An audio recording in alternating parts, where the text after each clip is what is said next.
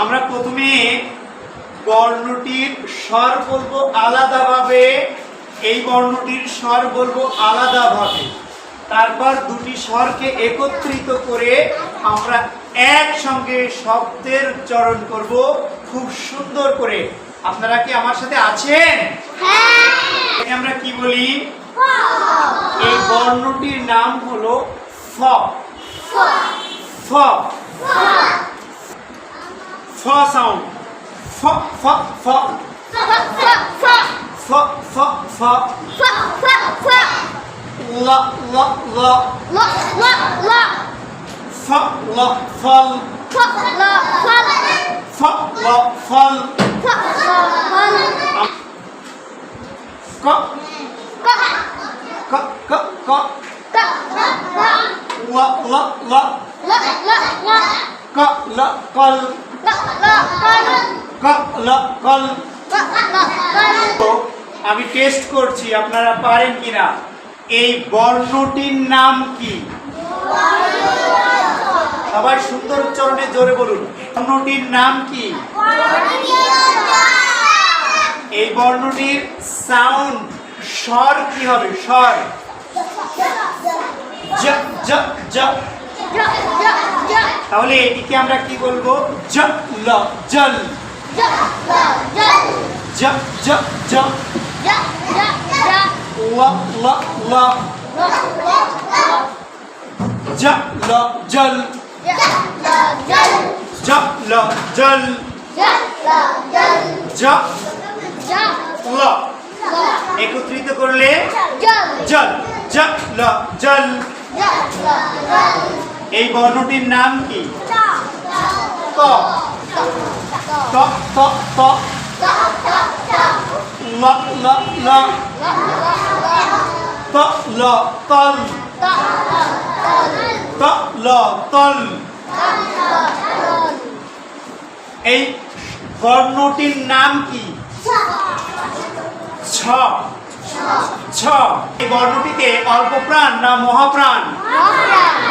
ছ ছ। সাউন্ড কি হবে বলুন তো কেউ? ছ ছ ছ ছ ছ ছ। ছ ল কি হবে? ছল। ছ ল ছল। ছল ছল। ছ ল ছল। ছ ল ছল।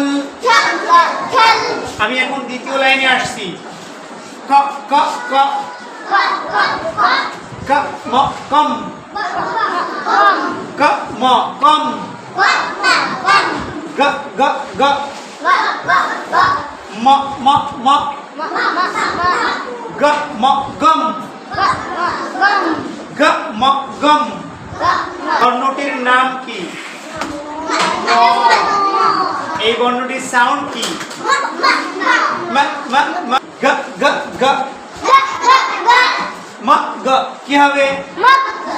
ম গ কি হবে?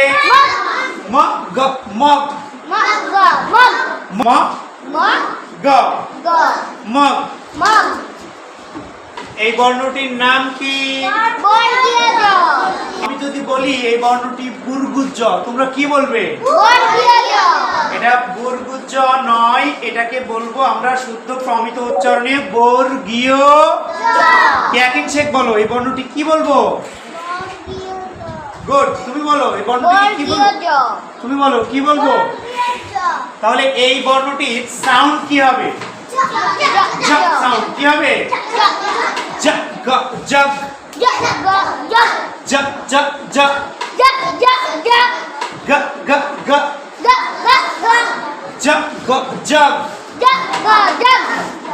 এই বর্ণটির নাম বলবেন সবাই। দন্ত স। এই বর্ণটিকে যদি আমি বলি দন্ত স হবে না? এটা ভুল, তাই না? স ব সব স ব সব স স স স স স স স স